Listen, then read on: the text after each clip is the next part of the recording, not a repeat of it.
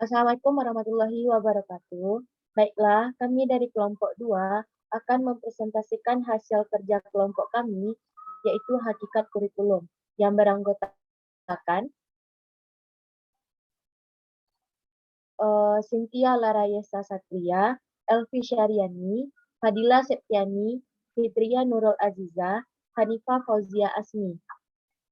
Sebelum memulai materi, marilah kita panjatkan puji dan syukur kehadirat Allah Subhanahu wa Ta'ala yang telah melimpahkan rahmat dan karunia-Nya kepada kita semua, sehingga dengan rahmat-Nya itu kita dapat berkumpul pada Zoom pada hari ini.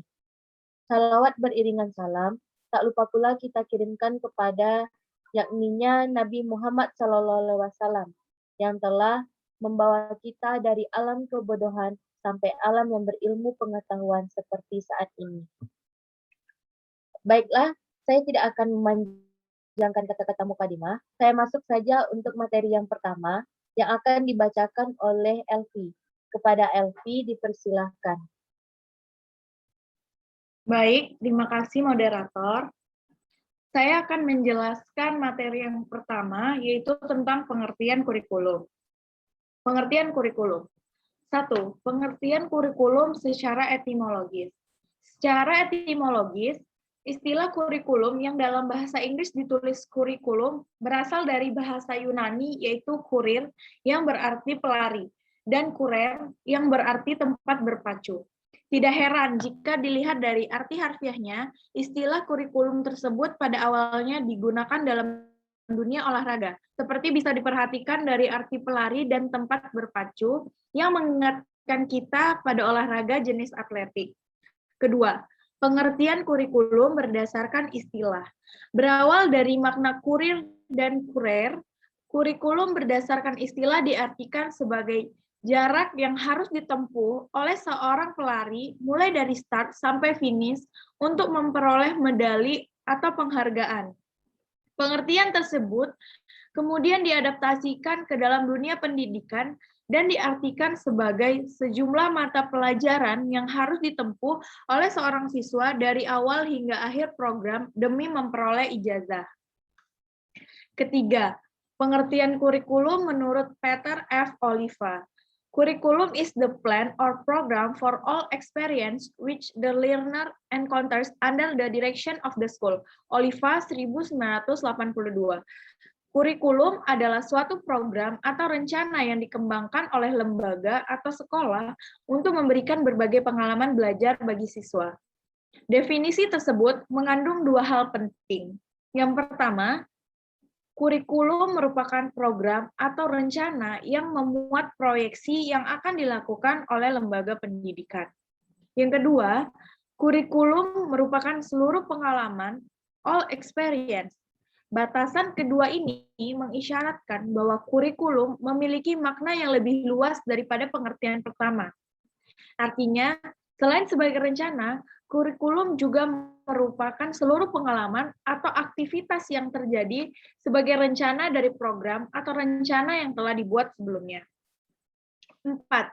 Pengertian kurikulum menurut Undang-Undang Nomor 20 Tahun 2003. Menurut UU Nomor 20 Tahun 2003, kurikulum adalah seperangkat rencana dan pengaturan mengenai tujuan, isi, dan bahan pelajaran, serta cara yang digunakan sebagai pedoman penyelenggaraan kegiatan pembelajaran untuk mencapai tujuan pendidikan tertentu. Hal ini tercantum dalam bab 1 pasal 1 ayat 19. Materi kedua yaitu tentang hakikat kurikulum. Hakikat kurikulum adalah acuan sebuah lembaga untuk membentuk citra dan aturan sekolah untuk mewujudkan cita-cita dan tujuan yang telah dirancang. Hakikat kurikulum menurut Seiler, Alexander, dan Lewis pada tahun 1981. Menurut kategori rumusan pengertian kurikulum, yaitu yang pertama, kurikulum sebagai rencana tentang mata pelajaran atau bahan-bahan pelajaran. Menurut Kamus Webster New International Dictionary, yang sudah memasukkan istilah kurikulum dalam Khazanah Kosakata Bahasa Inggris sejak tahun 1593, yang memberi arti kepada istilah kurikulum itu sendiri, yaitu Satu, kurikulum sebagai sejumlah pelajaran yang ditetapkan untuk dipelajari oleh siswa di suatu sekolah atau perguruan tinggi untuk memperoleh ijazah atau gelar. Yang kedua, kurikulum merupakan keseluruhan mata pelajaran yang ditawarkan oleh suatu lembaga pendidikan atau suatu departemen tertentu. Dua, kurikulum sebagai rencana tentang pengalaman belajar. Pengalaman-pengalaman belajar bisa berupa mempelajari mata pelajaran dan berbagai kegiatan lain yang dapat memberi pengalaman belajar yang bermanfaat.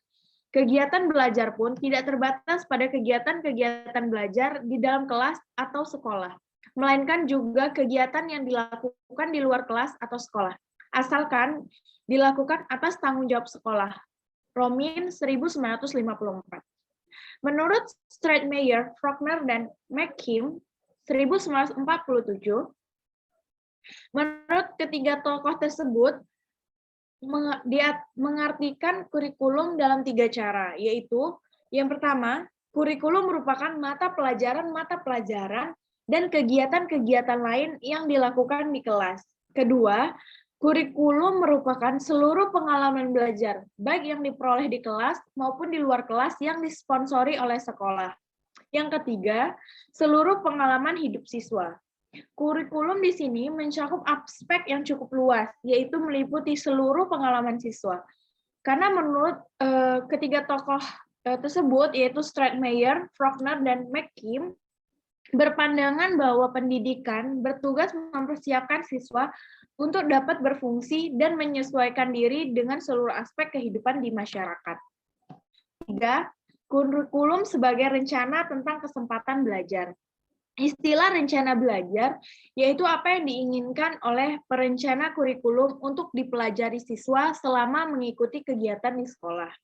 Menurut Hilda Taba, 1962 menyatakan kurikulum adalah suatu rencana belajar. Oleh karena itu, konsep-konsep tentang belajar dan perkembangan individu dapat mewarnai bentuk-bentuk kurikulum. Rencana belajar mencakup tujuan, materi, organisasi, kegiatan, dan penilaian keberhasilan belajar. Selanjutnya yaitu asas-asas kurikulum. Yang pertama yaitu asas filosofi. Asas filosofi adalah asas yang memiliki tujuan pendidikan yang sama sesuai dengan filsafat negara.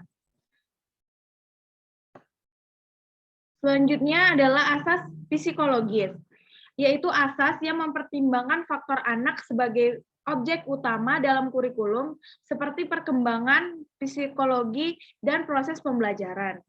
Dari asas psikologis ini, yaitu memperhatikan psikologis anak dan psikologis belajar. Sekolah didirikan untuk anak, untuk kepentingan anak, yakni menciptakan situasi-situasi di mana anak dapat belajar untuk mengembangkan bakatnya. Selama berabad-abad, anak tidak dipandang sebagai manusia yang lain daripada orang dewasa karena itu mempunyai kebutuhan sendiri, sesuai dengan perkembangannya. Yang kedua itu psikologi belajar. Pendidikan di sekolah diberikan dengan kepercayaan dan keyakinan bahwa anak-anak dapat dididik dan dapat dipengaruhi kelakuannya atau sifatnya. Selanjutnya adalah asas sosiologis, yaitu asas yang memperhitungkan keadaan anak di dalam lingkungan masyarakat, perkembangan dan perubahannya dalam melakukan interaksi sosial. Maksudnya, anak itu tidak bisa hidup sendiri, terisolasi dari manusia lainnya. Ia selalu hidup di dalam suatu masyarakat. Karena itu, ia harus memenuhi tugas-tugas yang harus dilakukannya dengan penuh tanggung jawab, baik sebagai anak maupun sebagai orang dewasa kelak. Seorang anak harus banyak menerima jasa dari masyarakat dan ia sebaliknya harus menyumbangkan baktinya bagi kemajuan masyarakat. Tuntutan masyarakat tidak akan dapat diabaikannya kelak. Tiap masyarakat mempunyai norma-norma, adat kebiasaan yang tak dapat dan harus dikenal dan diwujudkan anak dalam pribadinya. Selanjutnya itu adalah asas organisatoris. Asas ini berkenaan dengan masalah dalam bentuk yang bagaimana bahan pelajaran yang akan disajikan nantinya. Apakah dalam bentuk mata pelajaran yang terpisah-pisah ataukah diusahakan adanya hubungan antara pelajaran yang akan diberikan. Jadi asas ini itu memperhitungkan bentuk, bahan, atau materi atau pola yang akan diberikan kepada anak didik. Baiklah, selanjutnya saya kembalikan kepada moderator. Baik, terima kasih kepada Elvi. Materi selanjutnya akan disampaikan oleh saya sendiri, yaitu konsep dasar kurikulum. McNeil pada tahun 1981 mengkategorikan konsep-konsep kurikulum ke dalam 4 macam, yaitu yang pertama konsep kurikulum humanistis. Konsep ini memandang kurikulum sebagai alat untuk mengembangkan diri setiap individu siswa. Tujuan-tujuan kurikulum seharusnya menekankan pada segi perkembangan pribadi, integrasi, dan otonomi individu. Menurut Maslow, yang menekankan pada kajian tentang perjenjangan atau hierarki kebutuhan individual memandang bahwa setiap individu mempunyai kebutuhan-kebutuhan yang harus dipenuhi. Kebutuhan itu beranjak dari yang paling mendasar hingga yang paling tinggi. Kebutuhan mendasar adalah kebutuhan jasmania, sedangkan kebutuhan tinggi adalah kebutuhan akan perwujudan diri. Konsep kurikulum humanistis melahirkan bentuk kurikulum yang berpusat pada anak didik. Dalam kurikulum seperti ini, setiap siswa berkesempatan belajar sesuai minat dan kebutuhannya masing-masing.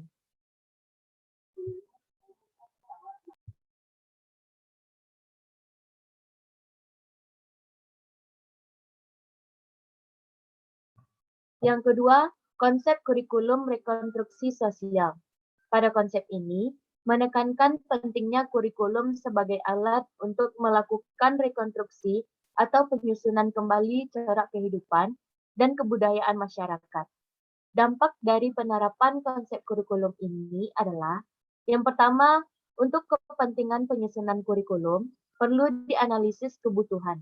Yang kedua, berdasarkan kebutuhan-kebutuhan yang dapat dikenali, dilakukan penentuan prioritas. Yang ketiga, proses pendidikan di sekolah menekankan pada kegiatan pemecahan masalah. Yang keempat, masyarakat dijadikan sebagai sumber belajar. Nah, konsep kurikulum ini melahirkan bentuk kurikulum yang berpusat pada kegiatan. Kurikulum semacam ini disebut juga dengan kurikulum proyek dan kurikulum pengalaman. Yang ketiga, konsep kurikulum teknologis.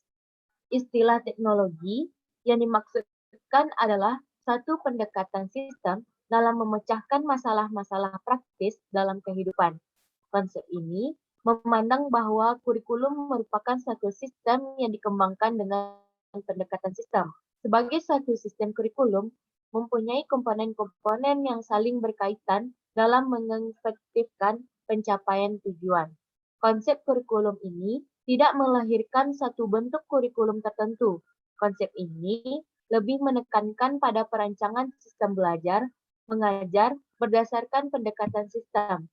Penerapannya tercermin dari penerapan sistem pengajaran individual. Baik, mungkin itu materi dari saya. Selanjutnya akan disampaikan oleh Nurul. Kepada Nurul dipersilahkan. Baiklah, terima kasih moderator. Selanjutnya, yaitu yang keempat, konsep kurikulum akademis. Proses pengembangan kurikulum dilakukan dengan merencanakan kegiatan mempelajari bahan-bahan pelajaran yang bersifat akademis. Menurut Elliot Ensner dan Elizabeth Valence dalam buku Conflicting Conceptions of Curriculum mengemukakan konsep bahwa kurikulum merupakan alat untuk mengembangkan kemampuan kognitif. McNeil 1981. Proses pengembangan kurikulum dilakukan dengan merencanakan kegiatan mempelajari bahan-bahan pelajaran yang bersifat akademis. Konsep kurikulum ini melahirkan bentuk-bentuk kurikulum yang berorientasi pada mata pelajaran. Brunner 1961 mengajukan suatu bentuk kurikulum akademis ini dalam suatu bentuk kurikulum spiral, yakni kurikulum yang berisi sejumlah struktur disiplin ilmu yang secara berulang-ulang dipelajari oleh siswa di berbagai jenjang sekolah, dengan tingkat kedalaman dan keluasaan mempelajari bahan yang makin meningkat sesuai dengan jenjangnya. Bentuk lain dari konsep kurikulum ini adalah kurikulum inti, yaitu berisi mata pelajaran dan bahan pelajaran yang bersifat fundamental dan dianggap paling penting untuk dikuasai setiap siswa. Jadi, kurikulum inti merupakan kurikulum umum atau mengenai materi pendidikan umum. Rencana belajar pada kurikulum inti menyediakan dua paket, yaitu paket kurikulum inti dan paket elektif, yang berisi bidang-bidang studi yang bisa dipilih sesuai bakat dan minat siswa. Selanjutnya yaitu jenis-jenis kurikulum. Pertama, kurikulum rekomendasional, yaitu kurikulum yang direkomendasikan para ahli atau pemerintah. Yang kedua, kurikulum tertulis, yaitu kurikulum yang sudah disetujui pemerintah, lebih komprehensif. Yang ketiga, kurikulum dukungan, yaitu kurikulum yang dialokasikan untuk menunjang kurikulum X, alokasi waktu, bahan, dan media kurikulum yang diajarkan. Ada juga jenis-jenis kurikulum menurut Nasution. Kurikulum terbagi menjadi 3 jenis, yaitu yang pertama, separate kurikulum atau kurikulum terpisah, yakni jenis kurikulum yang terdiri dari mata pelajaran yang terpisah-pisah. Data-data yang ada dalam mata pelajaran terpisah atau masing-masing. Pembentukan separate kurikulum ini berlandaskan pada pengalaman dan juga budaya manusia sepanjang masa, yang kemudian disederhanakan dan disusun secara logis. Kemudian dilakukan sesuai dengan usia peserta didik. Adapun kelebihan dari separate kurikulum ini adalah sebagai berikut. Yang pertama, memudahkan guru dalam melaksanakan kurikulum. Yang kedua, mudah dilaksanakan, direncanakan, dan mudah dilakukan perubahan jika sewaktu-waktu ada perubahan. Dan yang ketiga, materi pelajaran dapat disajikan secara logis dan sistematis. Sedangkan ada juga kekurangan dari separate kurikulum ini. Yang pertama, kurang mengacu pada masalah-masalah yang dijumpai oleh peserta didik dalam kehidupan sehari-hari. Yang kedua, perkembangan dan pertumbuhan peserta didik tidak terlalu harmonis. Yang ketiga, sedikit kurang mengikuti perkembangan zaman. Dan yang keempat, hanya menekankan pada pengembangan intelektual dan kurang memperhatikan faktor-faktor lain. Yang kedua, correlate kurikulum atau kurikulum korelatif, yakni kurikulum yang menghubungkan antara satu pelajaran dengan pelajaran yang lain. Dalam jenis kurikulum ini, mata pelajaran dikaitkan dan disusun dengan sedemikian rupa, serta diperkuat antara satu dengan yang lainnya sehingga tidak berdiri sendiri.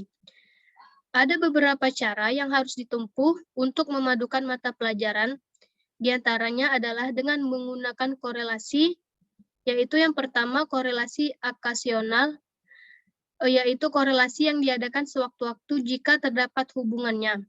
Yang kedua, korelasi etis, yakni korelasi yang tujuannya untuk mendidik budi pekerti sebagai pusat pembelajaran, kemudian diserap dari pendidikan agama atau budi pekerti.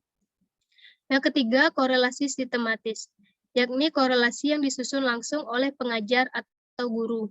Yang keempat, korelasi informal, yakni kurikulum yang disusun dengan cara kerjasama antara beberapa guru dan menghubungkan pelajaran yang diampu oleh satu guru dengan guru lainnya. Yang kelima, korelasi formal, yakni kurikulum yang terlebih dahulu sudah direncanakan oleh guru atau tim. Dan yang keenam, korelasi meluas, yakni korelasi yang memadukan beberapa bidang studi dan memiliki ciri khas yaitu saling mendekati. Dan yang terakhir adalah integrate kurikulum atau kurikulum terpadu, yakni kurikulum yang bahan ajarannya diberikan secara terpadu, seperti contoh, ilmu pengetahuan sosial, yang merupakan perpaduan dari mata pelajaran ekonomi, sosiologi, geografi, dan sejarah. Adapun kelebihan dari integrate kurikulum, yaitu materinya saling berkaitan. dan kurikulum sesuai dengan teori belajar berdasarkan pengalaman, kesanggupan, dan juga minat dari peserta didik. Ada juga kekurangannya, yaitu organisasi kurikulum kurang sistematis dan pelaksanaannya agak sedikit rumit.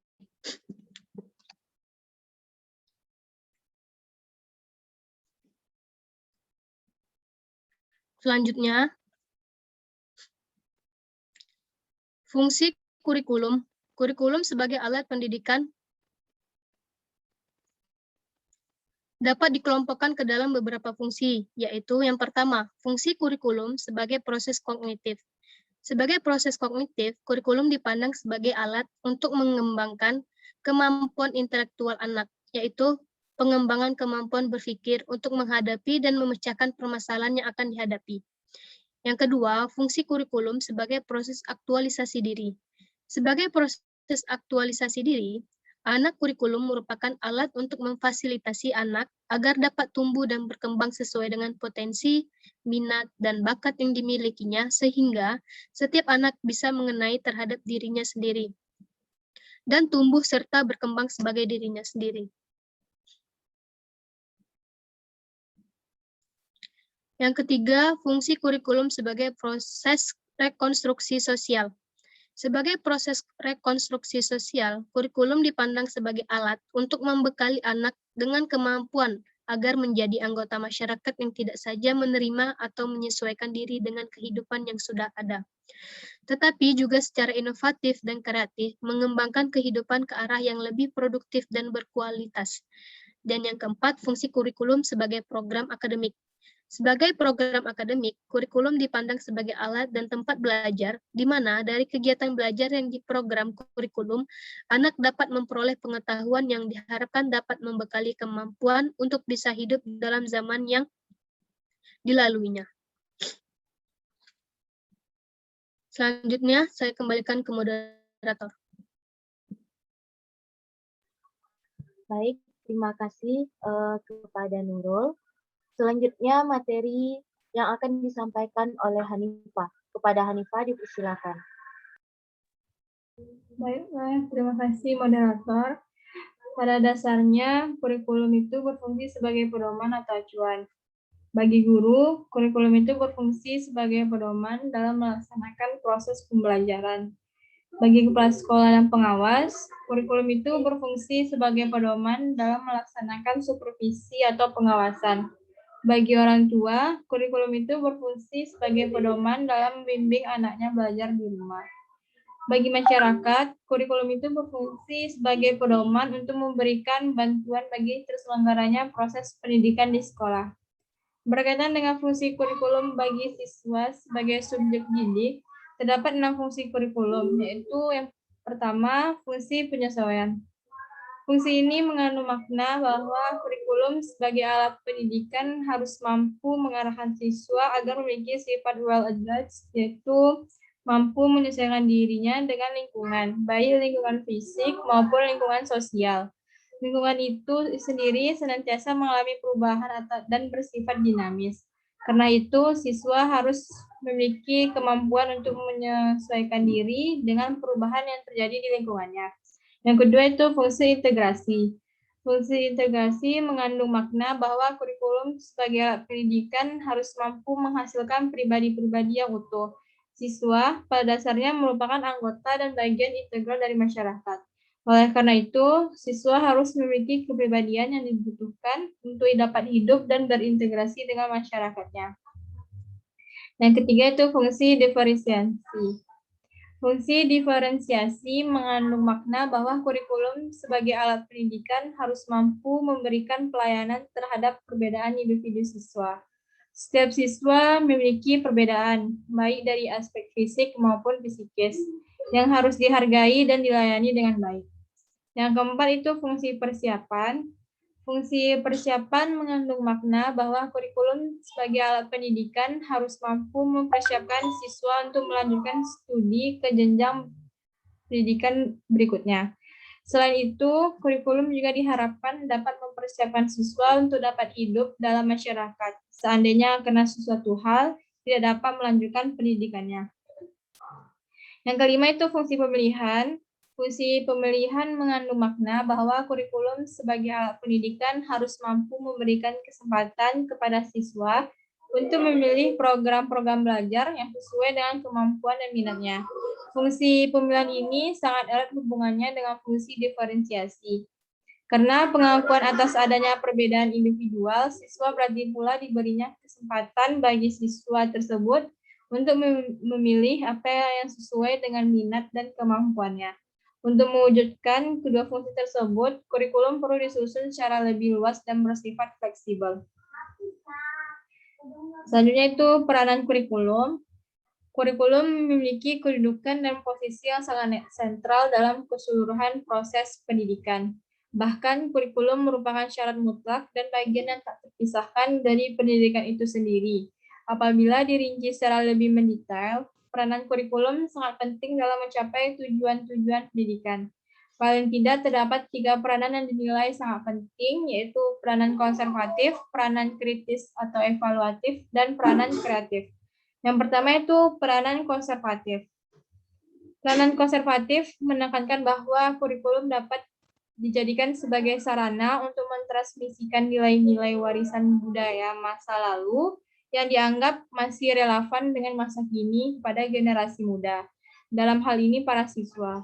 Dengan demikian, peranan konservatif ini pada hakikatnya menempatkan kurikulum yang berorientasi ke masa lampau. Peranan ini sifatnya menjadi sangat mendasar, disesuaikan dengan kenyataan bahwa pendidikan pada hakikatnya merupakan proses sosial.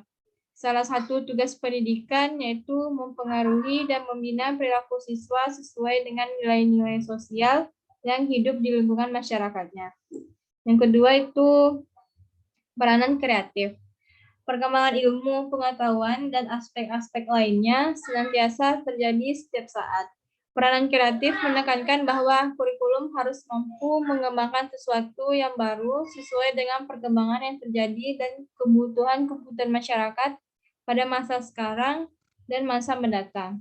Kurikulum harus mengandung hal-hal yang dapat membantu setiap siswa mengembangkan semua potensi yang ada pada dirinya untuk memperoleh pengetahuan-pengetahuan baru, kemampuan-kemampuan baru, serta cara berpikir baru yang dibutuhkan dalam kehidupannya. Yang ketiga itu peranan kritis dan evaluatif. Peranan ini dilatar belakangi oleh adanya kenyataan bahwa nilai-nilai dan budaya yang hidup dalam masyarakat senantiasa mengalami perubahan sehingga pewarisan nilai-nilai dan budaya masa lalu kepada siswa perlu disesuaikan dengan kondisi yang terjadi pada masa sekarang. Selain itu, perkembangan yang terjadi pada masa sekarang dan masa mendatang belum tentu sesuai dengan apa yang dibutuhkan. Oleh karena itu, peranan kurikulum tidak hanya mewariskan nilai dan budaya yang ada atau menerapkan hasil perkembangan baru yang terjadi, melainkan juga memiliki peranan untuk menilai dan memilih nilai dan budaya serta pengetahuan baru yang akan diwariskan tersebut. Dalam hal ini, kurikulum harus turut aktif berpartisipasi dalam kontrol atau filter sosial. Nilai-nilai sosial yang tidak sesuai lagi dengan keadaan dan tuntutan masa kini dihilangkan dan diadakan modifikasi atau penyempurnaan.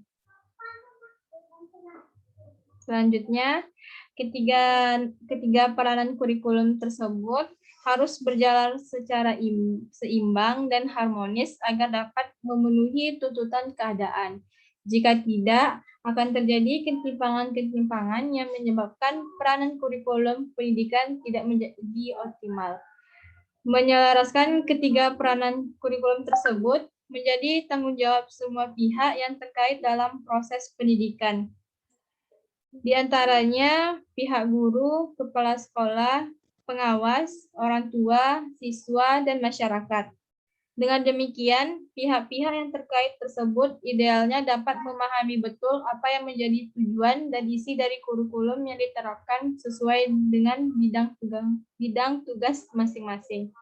Sekian penyampaian materi dari saya kembalikan kepada moderator.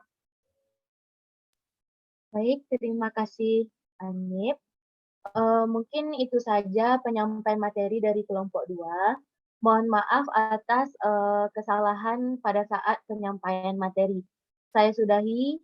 Assalamualaikum warahmatullahi wabarakatuh.